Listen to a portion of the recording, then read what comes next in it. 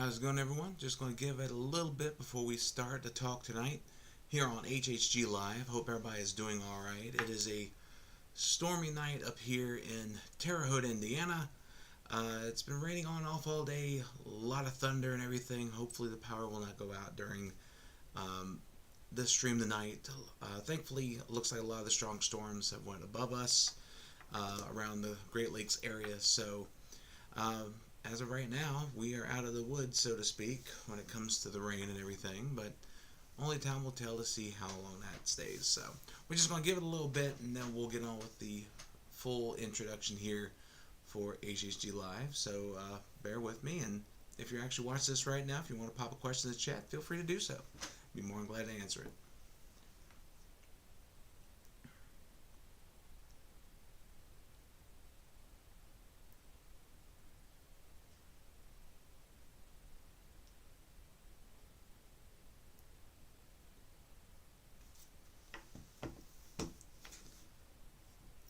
And alright, got that up on here. Alright. So, how's it going, everybody? David Hedge here, House Hedge Gaming. Welcome to HHG Live, episode number 9. And today we got a lot to talk about. Hello, my lovely lady, who's getting ready to go into the world of Palia for an event, as she does every Monday. And she enjoys that game. Palia is a great game. I need to actually get on there and start playing myself, or play a character that's myself, not myself. I'll figure it out. But it's one of those great world building games, everything. So she has a lot of fun with that. She's got a great group that she games with, and you might be able to catch her streaming every once in a while. So just stay tuned. Subscribe to her Twitch channel, and you might be able to catch her streaming. Her and also Hannie at QuokaCheeks00. They both do some streaming, whether it be cute adventure games like Palia or haunting mysteries like Phasmaphobia and all. They got you covered. Alright, but tonight on the docket, Cyndi and I just recently went on a little excursion for the first time to Evansville for a game. We're going to be talking about the WWE Releases that was suspected because it was post-WrestleMania. Of course, WWE and 2KO, we're going to be letting some people go, and a lot of these definitely surprised people a whole lot. So we got a lot of gaming news we're going to be talking about as well. A little bit behind the scenes, a little bit of Gen Con, and also there's something I want to talk about at the end of the video that I was recently informed of, and I'm going to wait till the end to talk about that. But so first up, Cyndi and I made the road trip to Evansville, Indiana for our first Rare Dogs game that was away from the Berglund Center. They were part of the President's Cup this year. They were in the semifinals, and unfortunately they were unable to beat the Evansville Thunderbolts to make it to the finals this year for the President's Cup.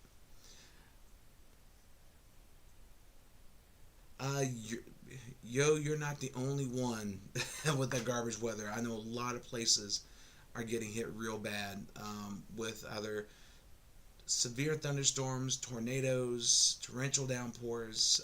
Just be careful. And this goes to everybody who's watching this now, and also if you're watching this later on in replay form, and if you're having bad weather, be careful out there, because something tells me we're going to be in for a bad weather summer, unfortunately. Just the way everything's looking, if it's already kicking off with this stuff right now.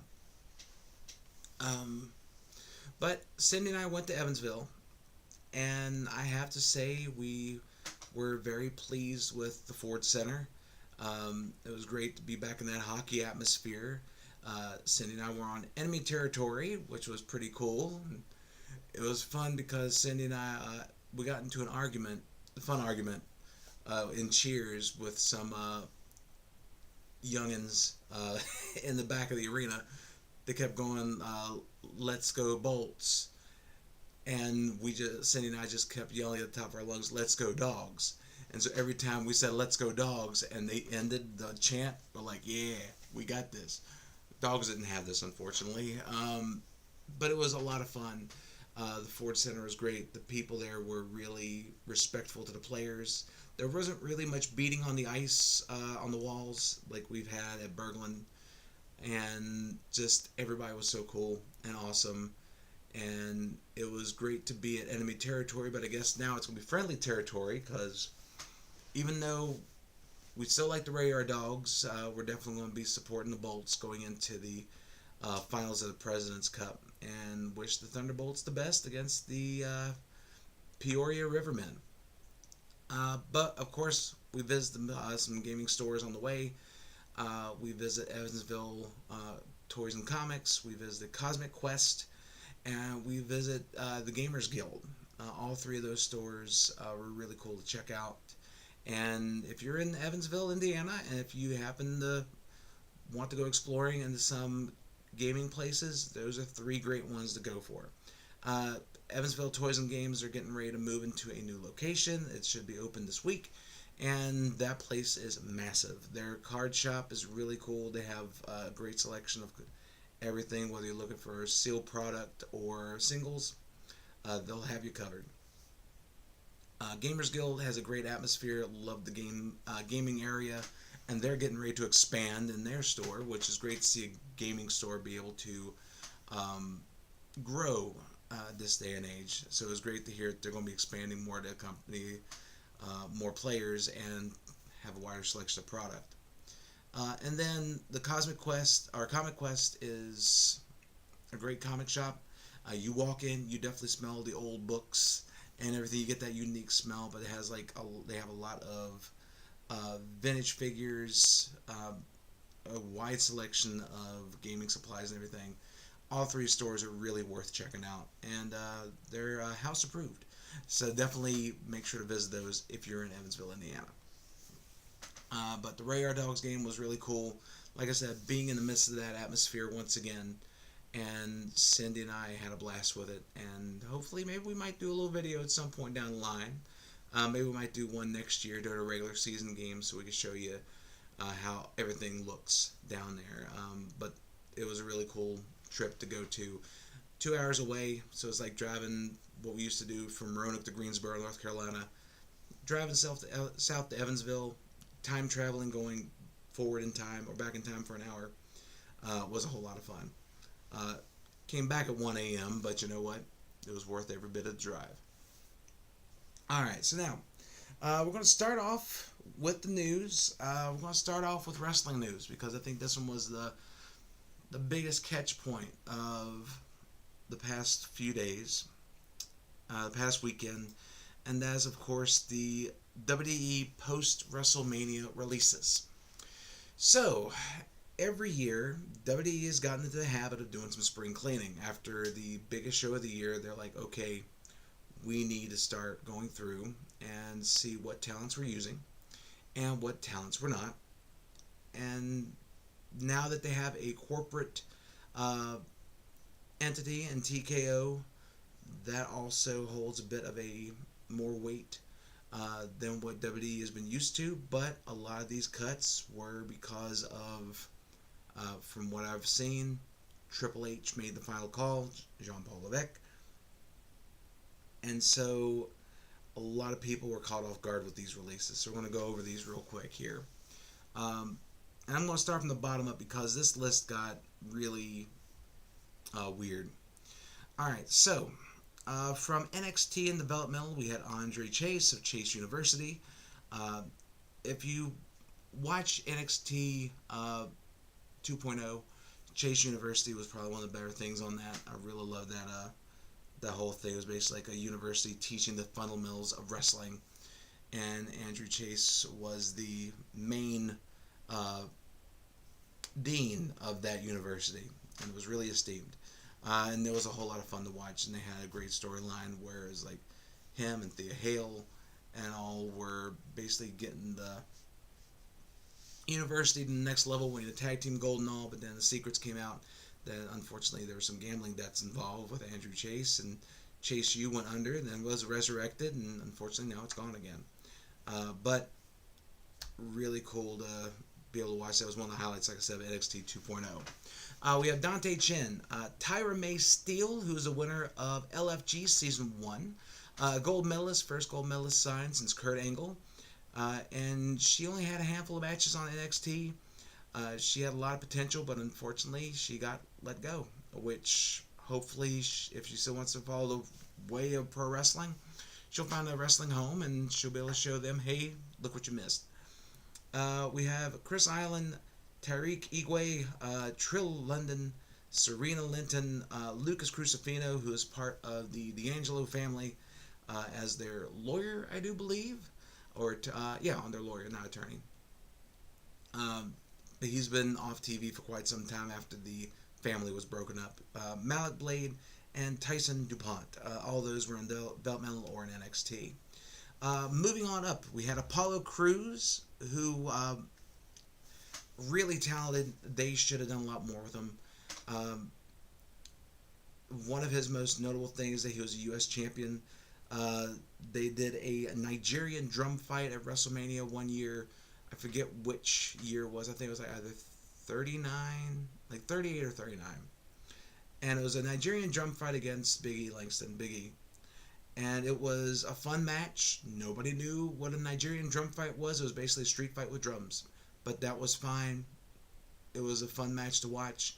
And that, I was hoping that would put Apollo Crews on a projection to go further in WWE, but unfortunately, it not.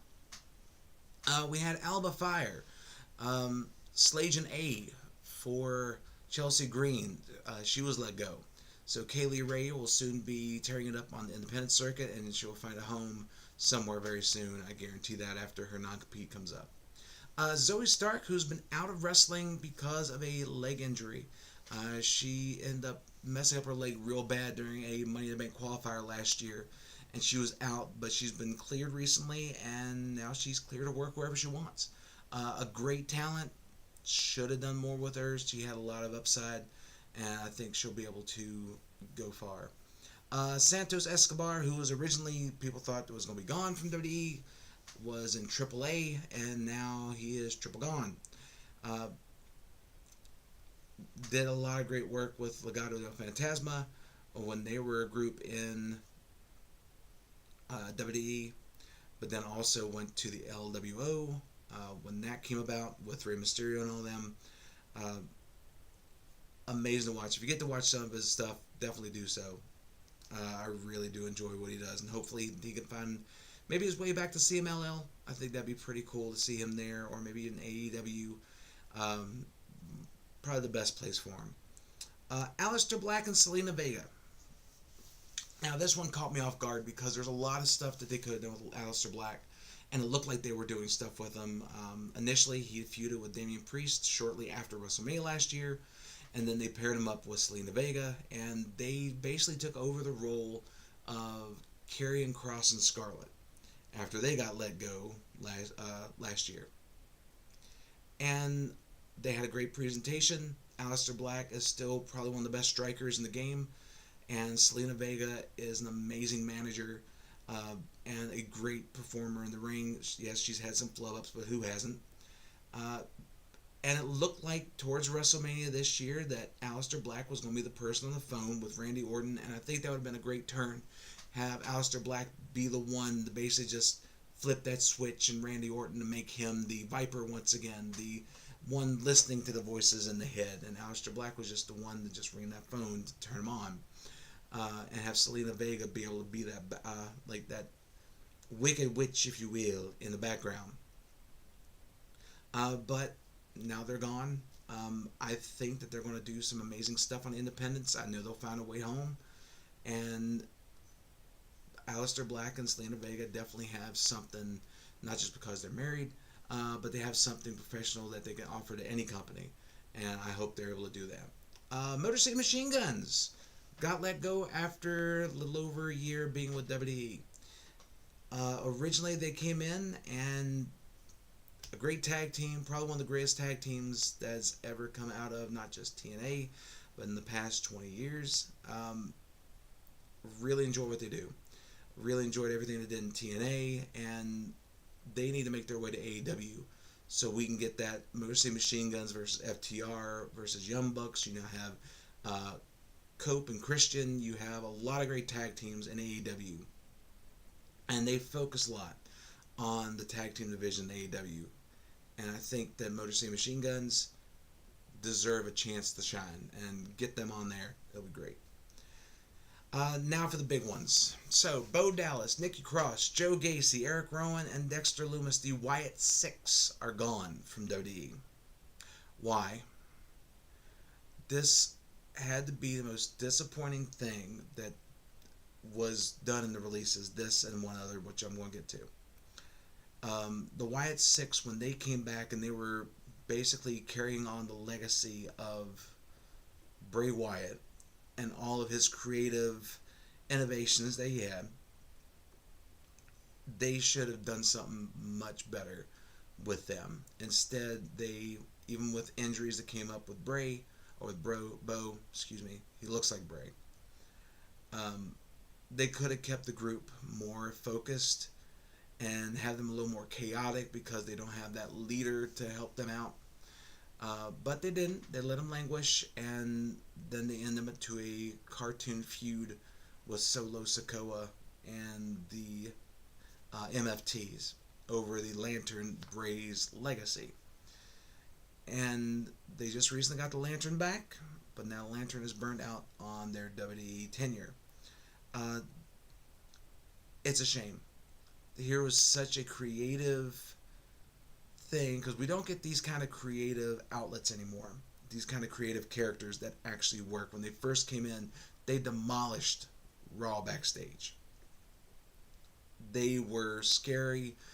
They got to the point where they had a Horror Nights house at Universal Studios, and it was one of the most popular attractions that Universal had during Horror Nights.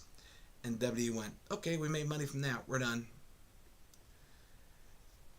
Ever since they went to TKO and went corporate, that's one thing I'm not a big fan of with WWE. That's just my opinion.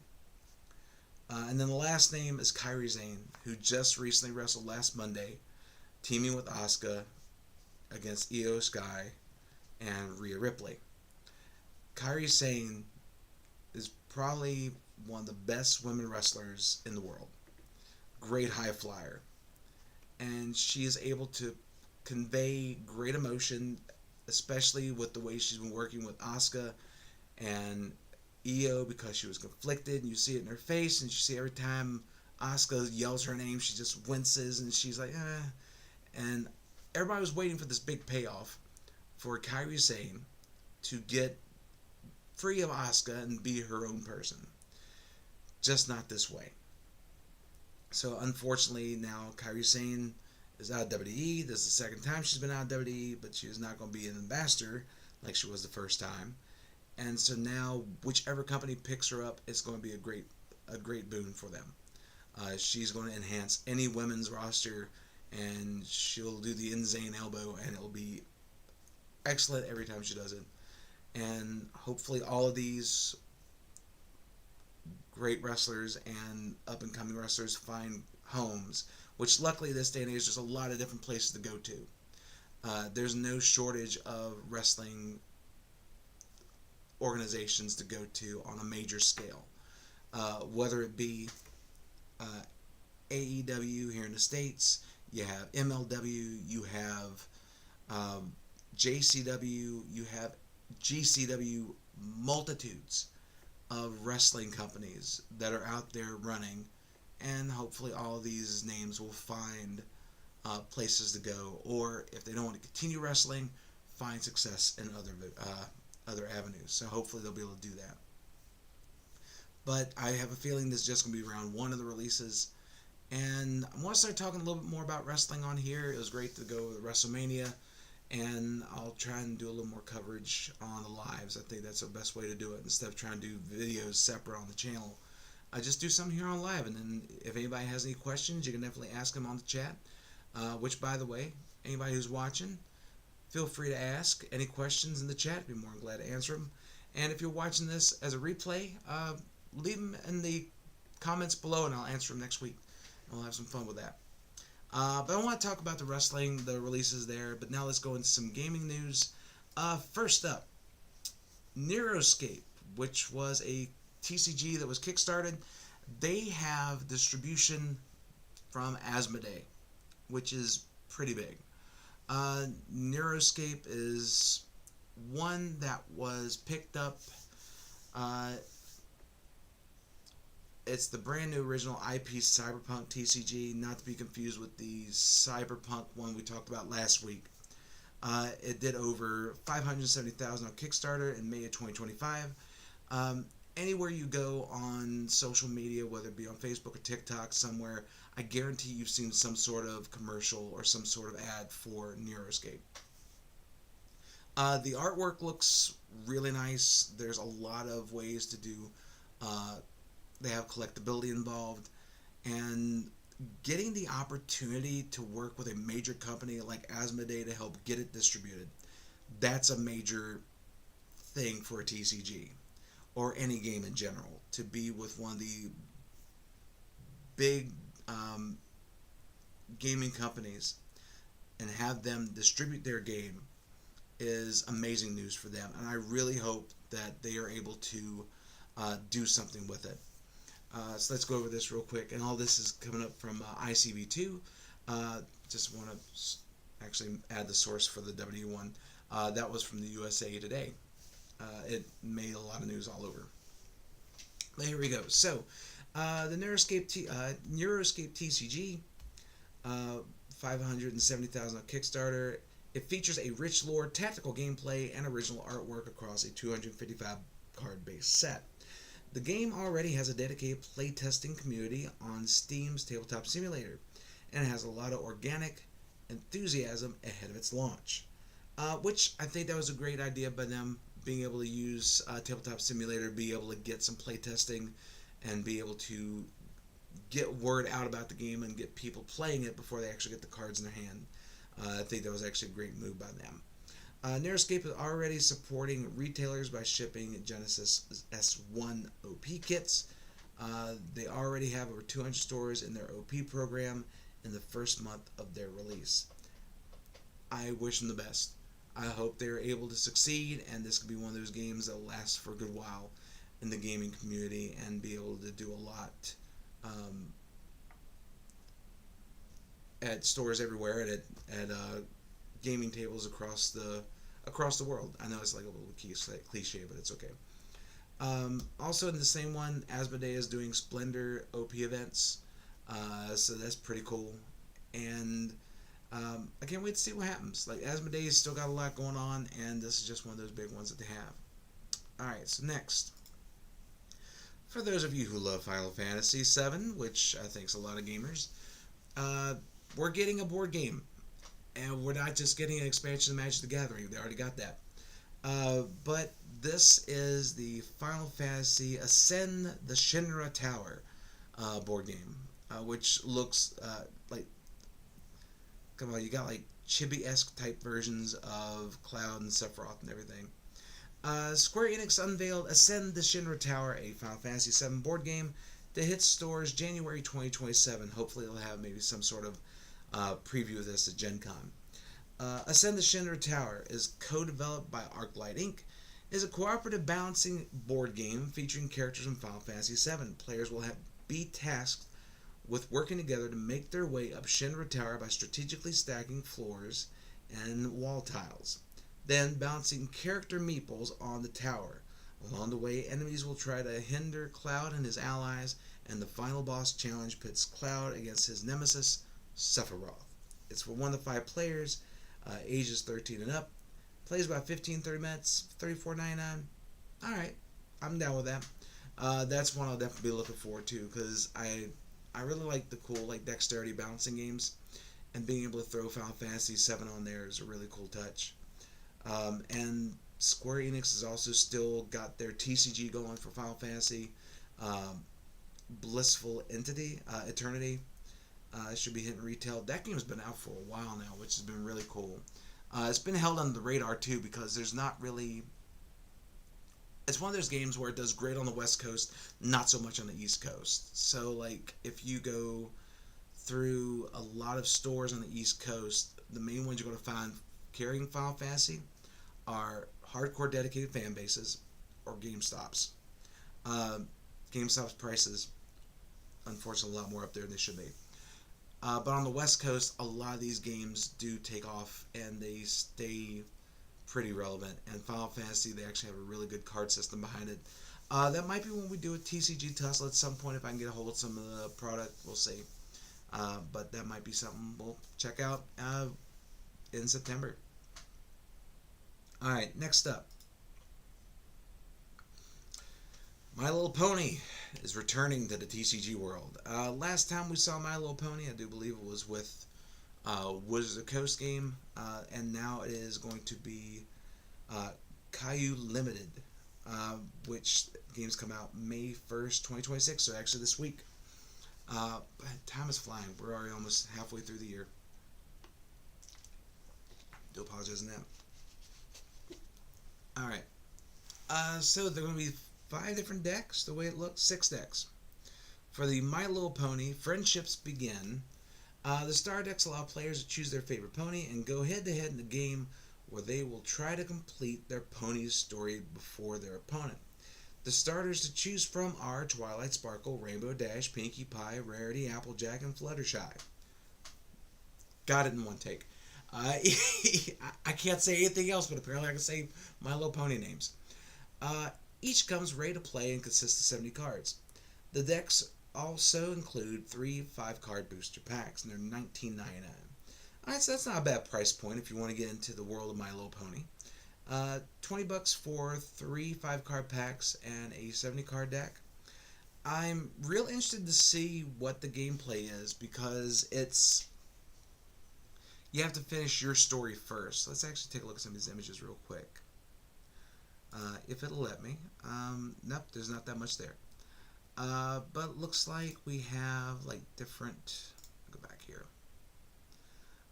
Looks like we have like the different characters, probably different objectives you gotta do and everything. So I'll definitely check this one out. I've always been up to checking out pretty much any TCGs that come out because I want to see what's their original thing that they have and what they were able to borrow from other card games. Because as the old saying goes, one of my favorite managers, Jim Cornette, he said it best: if you take one from one source, it's stealing. If you take it from multiple, it's research. So I want to see how much research they took from everybody else. But My Little Pony returning to the table card game, trading card game community in May, just a few short days away. Now, this next one, we're going to talk about Pokemon. And unfortunately, it's a trend that is happening a lot more in the world of Pokemon. So, close to here, about 3 hours away drive from Terre Haute in Chicago, Illinois, a card shop got broken into. Over $100,000 in Pokemon and football cards were stolen. This is happening a whole lot more than I would like to see. So especially with Pokemon. There was another instance where somebody was basically robbing people by trying to set up seller points through Facebook Marketplace or something, and then just stealing cards from them.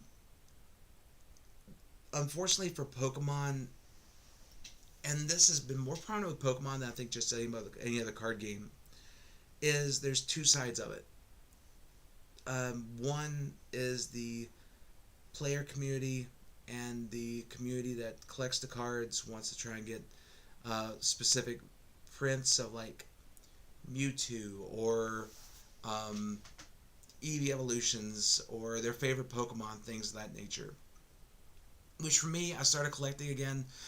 Team Rocket is my thing. For Cyndi, she actually got one of the cards here. She wants Munchlaxes. She's got a big stuffed one, and so she's wanting to find more of these little buggers. So she's wants to collect a little bit too. But that community, I've gotten the chance to see it just a little bit. Love the community. I think that the Pokemon community has a lot of positive for it. No matter if you're a kid or a kid at heart, Pokemon, for about 30 years now, has offered something for everybody. And it continues to do so, and I hope it thrives for another 30 years. And it's been great to just start seeing that kind of camaraderie and community, especially after COVID, because a lot of what happened in COVID definitely changed gaming in a way. But also, COVID changed gaming because during COVID, a lot of steel product, a lot of TCGs got really popular in the way of people were just buying it to resell at a much higher price point. And with Pokemon, it's probably more prominent in that than pretty much any other card game. It's happening in One Piece, unfortunately, which One Piece is a great game on its own, but there's a lot of collectability for it. And people, scalpers, go out and they buy the product, and you see it on Amazon, and most likely you see it at 3 or 4 times the amount that you should. And I said on here before, like, everybody has the right to do their thing. But scalping is one thing there's not a way for me to support that. Because you're trying to, I'm trying to think of the best way to put it. You're trying to take advantage of what people want in a way that is definitely a lot more. You're trying to get as much value, more so than you could ever possibly think of. Now, I know some stores, because of their limited availability of being able to get Pokemon product, they do go out to these stores so the local player base can be able to get the product, and they'll charge a few dollars more. Okay, I can understand that, because you're wanting to have your local player base on a Friday night or Saturday be able to get the product, come into your store, and if having to go out and out scalpers, by all means. But I've seen places where they jack up the price about 3 or 4 times the amount for an Elite Trainer box, special edition boxes, things of that nature. There's no reason to call it. Like, there's no reason for it. You're just wanting to get as much money, and you're taking advantage of a very popular game and a very popular hobby. And a lot of parents are wanting to get this for their kids, or they're wanting to get it for their own collections, and people take advantage of that, and I'm not a fan of that at all. So my advice to anybody who is wanting to find any type of sealed, thankfully we live in an age where you can do your research and be able to find some great deals and great sellers of Pokemon product. Hopefully at MSRP. If it's a little bit more, like I said, if there's a little bit of a markup, I understand it. But with scalpers charging as much as they are, it's not the best thing in the world to support what they're doing, because I have seen videos, and I know there's videos out there of people going out and just taking all the product. There's kids there wanting to get it, and somebody just comes back, grabs it all, and the kid's left with nothing. And that's not right. There have been videos out there to where kids have had stuff taken out of their hands. There's been videos where there's been fights. There was recently in Indianapolis, somebody got hurt at a Pokemon vending machine because there was an argument. There is so much else in this world that people argue about. Cards should not be one of them. Like, trying to get a hold of product should not be one of those things. But for anybody who's looking for specific cards, try looking for the singles. Like, I know it's fun opening up booster packs. Trust me, I know. I have been opening booster packs for years. Whether it be for my job or personal. But in my opinion, go out and find the singles. Because I guarantee you're going to be spending less on the singles than you would be going through and getting all the booster packs and try to hope that you got the single, but at the end of it, you were like, well, I'm going to go buy the single, and there you go. But then again, booster packs, I understand it. They're enticing. They're basically like scratcher tickets for us gamers. We love booster packs, and we love it when you can put like some sort of special, either special illustration, whether it be for Pokemon or serialized cards, which is for Magic, but there's a lot of them in there now. Um, I just think that for Pokemon, if you're a collector, definitely find great sellers for singles. There's so many different card shows that happen around the country right now. There's one I'm going to be trying to go to in May. It's one of the Collector Paloozas. I'm going to try and go there on the 30th and see what I can find, and actually get a chance to go a little bit deeper into the realm of Pokemon. So, but I've actually made a resolution to where I'm not going to try to go out and get sealed product. If I find it out in the wild some way, somehow, cool. I'll see if I'll probably pick up a little bit. But I'm not going to try and chase it down because there's so many scalpers out there that just run in and they have various plans to get the product they want and then resell it. So, and like I said, a lot of this is my own personal thoughts on it. Nobody else's HHG.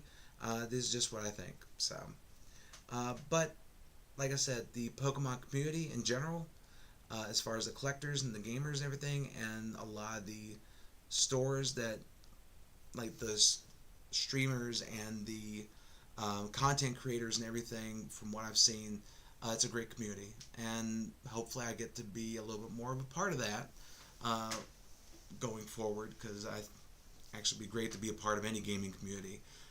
Haven't really had a chance to do that since we moved up here, and made a post personally about that, but it's one of those things where I still find my way up here, and hopefully I can start getting into a little more of the gaming scene some way, somehow, even though my schedule isn't really conducive to it, especially in the business I'm in right now. But you know what? I'm going to still give it a best shot that I can.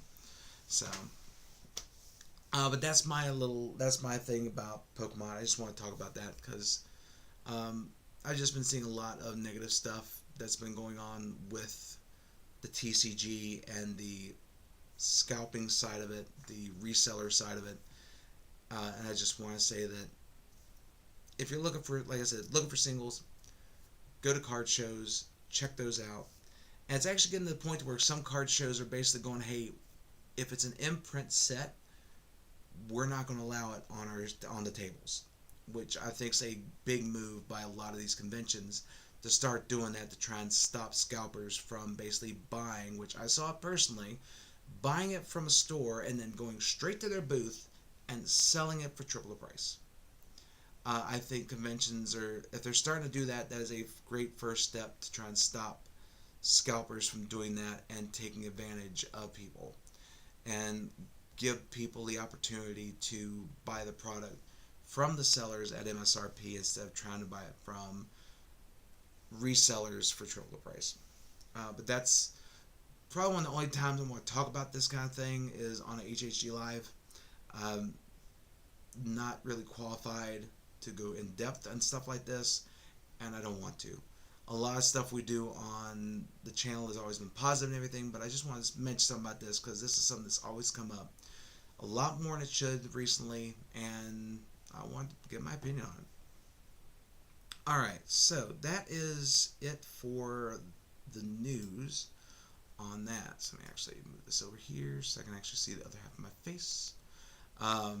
Still, you would think that I would actually get a lot of this stuff done and stuff taken care of during my time doing this for 5 years. I'm still working on stuff. So, and for anybody who's watching, feel free, if you have any questions about anything I just talked about or anything at all, feel free to pop in the chat and be more glad to answer it. If you watch this on replay, pop in the comments below and I'll be more glad to answer it there or answer it next week on HHG Live. So, a few more things. First up, Gen Con's coming around the corner. We're less than 100 days away from the best 4 days in gaming, and every year I do a prep video for the convention. So that I'm going to be working on. Should have that up probably end of May. beginning of June, because the convention season is going to start picking up, and I would like to get that video out.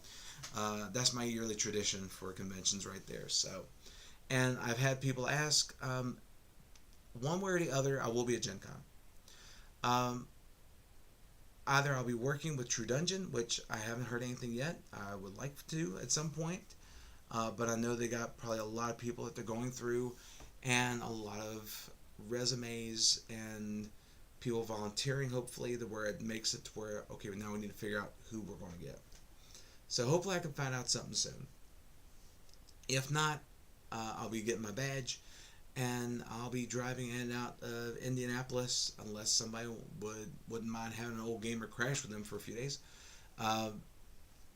But either way, I'll be at Gen Con, and I'm going to do some sort of giveaway. I'll probably have ribbons with me again this year.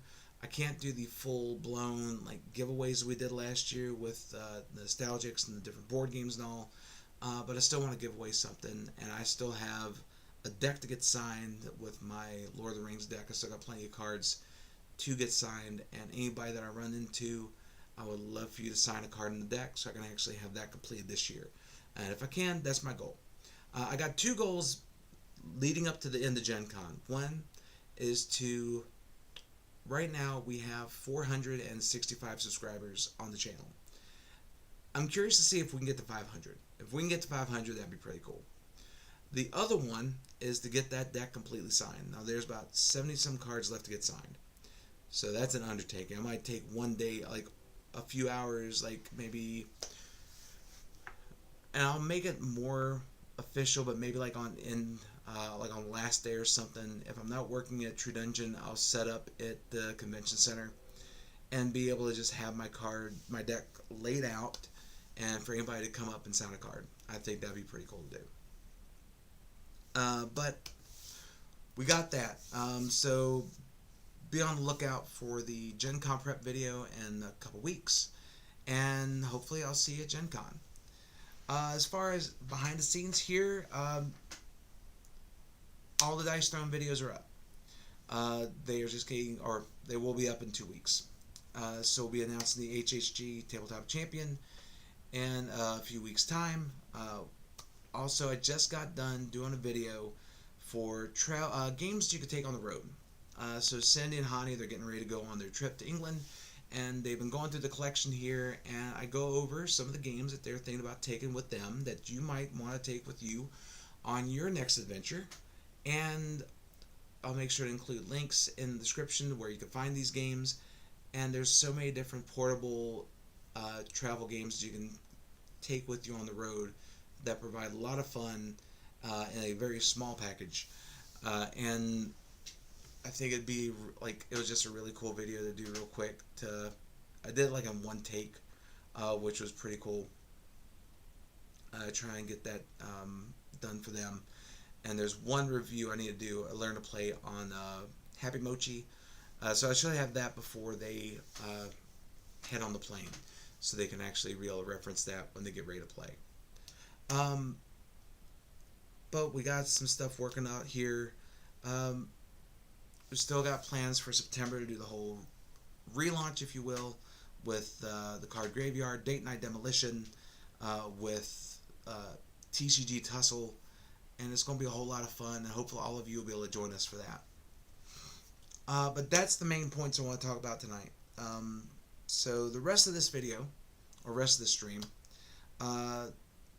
there's a couple things personally I want to talk about real quick.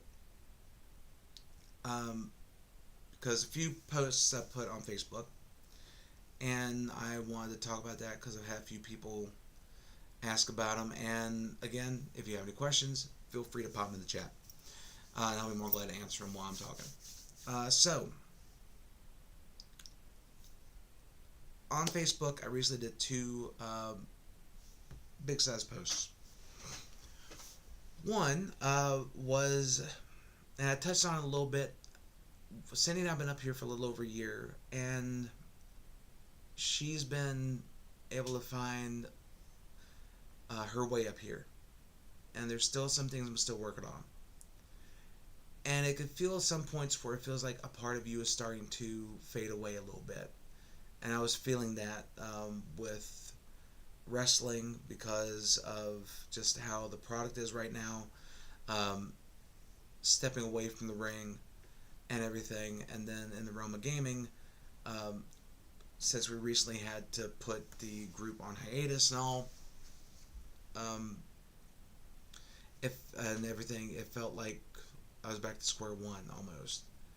Uh, but there's a few things you can do with that. One, you just let it go, or two, if you still find enjoyment in what you do, uh, find ways to be able to enjoy it in various other ways. For me, as far as wrestling goes, I watch a little bit of the mainstream just because I want to keep up with it a little bit.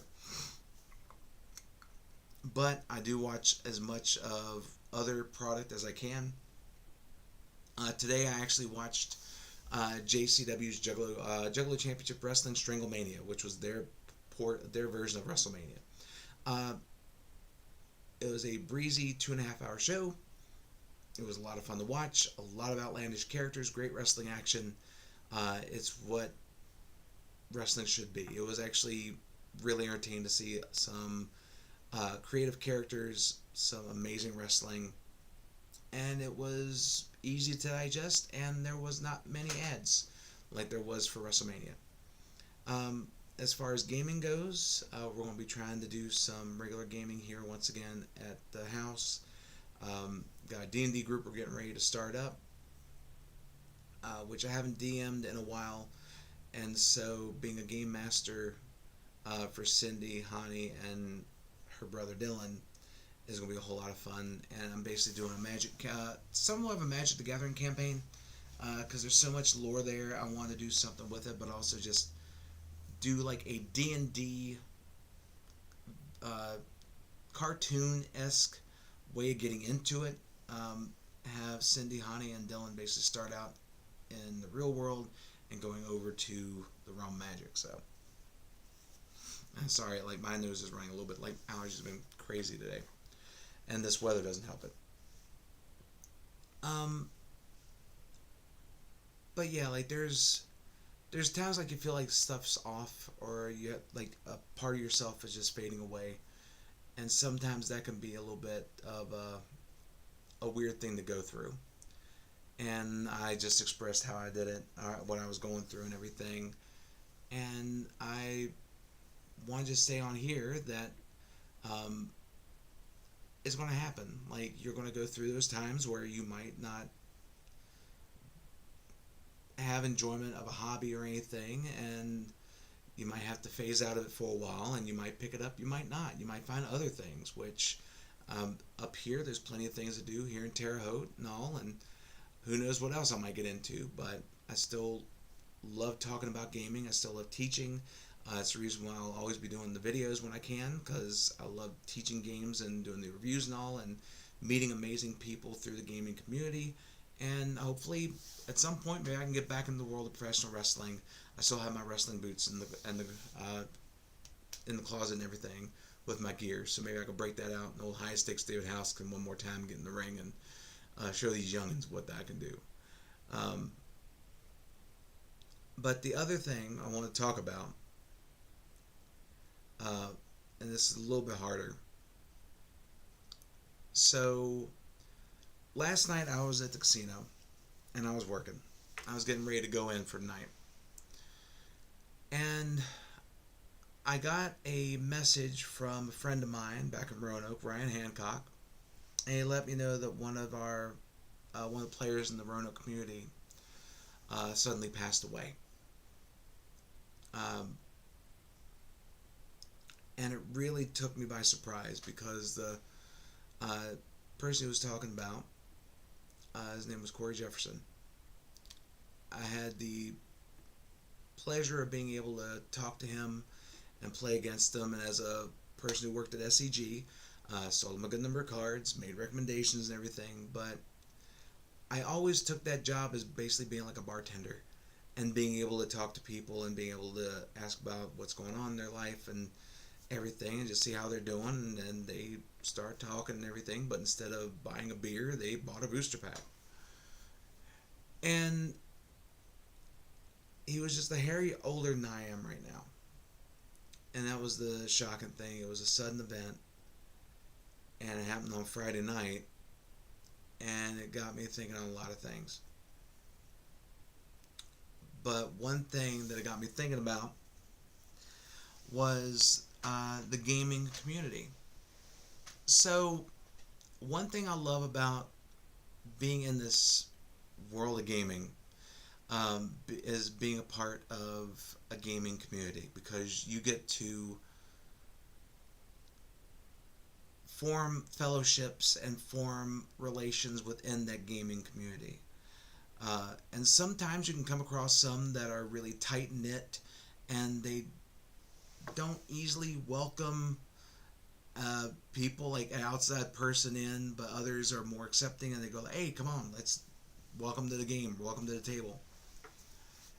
But no matter what side of it is, one thing's for sure, that gaming, and the same thing can be done for sports, for music, and all that. But in my experience, for gaming, you can find that the fellowship and the common ground of gaming can lead to everything from friendships. It can even go into relationships. I know several couples that got together because of gaming, which was pretty cool. Because you start talking about all those different, all the things that you find out you have in common, and then before you know it, you go from the gaming table to being able to hang out outside of a card game or a board game, and then you start finding ambassadors to the world of gaming, and they bring more of a community together than anything else. One of those people down in Roanoke, Virginia, was Josh Schwartz. I blinked on his last name for a second. I feel bad. But Josh Schwartz is one of those people who is a great ambassador for gaming, because he opened his doors to a lot of us to come in, do booster draft nights and everything. And it's great to be a part of that community. And Roanoke has a really good gaming community. And Corey Jefferson was part of it. And it's really hard to hear when you lose someone. And it doesn't matter if it's a family member, if it's a friend, there's various ways it affects people. And the way everything happened Friday night, it's going to affect a lot of people. Because it's going to be a part of somebody's daily life. You get used to seeing somebody, and then something happens where you no longer see them. Now, if it's them moving away, which I've had people say since Cyndi and I moved, like, hey, we miss y'all, that's one thing. But when you know that person's gone, it's really hard to think about it that way, because that's a presence at the table that's no longer going to be there, and there's not a chance for them to be back. And it's really hard, no matter what, that kind of loss is going to affect you. And you have to get used to a new normal. There's a lot of people can say, hey, it'll be back to normal before you know it. It never will be back to normal. There's a new normal, because you have to get used to no longer seeing that person around. And I've had to do that a lot, and I still do it. And now the gaming community in Roanoke, Virginia is going to have to do that. So my advice to whoever watches this from Roanoke, who saw what happened Friday night, just know that you're not alone. Reach out to family, to friends, to fellow gamers, and just be there for each other. Because that kind of loss, it hurts, that you'll be able to go through it together and get used to a new normal together. And any of you who watch this, if you have me on Facebook, reach out, and I'll be more glad to talk to you. Because it's something that we all have to go through at some point. You just don't have to go through it alone. So, but I wanted to mention something about that because I just want to talk about that because, like, being a part of a gaming community is a great experience to be able to do that. And like I said, it can definitely go into something a lot bigger and long lasting. And I've been very thankful to be a part of the gaming community and to be able to make some amazing friendships over the years and to meet just amazing people in general and to play against not just great players but great individuals. And Corey Jefferson was one of them. So my heart goes out to Corey's family and friends and everyone in the gaming community in Roanoke. And like I said, y'all will get through it together, and I'll always be here if you need to talk about anything. But we're going to end it here tonight, and hopefully everyone will stay safe this week and take care. And do me a favor. Next time you see family, give them a little extra tight hug. Talk to a friend. Give somebody you haven't talked to a while a call and say, hey, how's it going? Because we're here for a short time, not here for a long time. So let's try and make it the best time we can. And let's make this world the best place we can.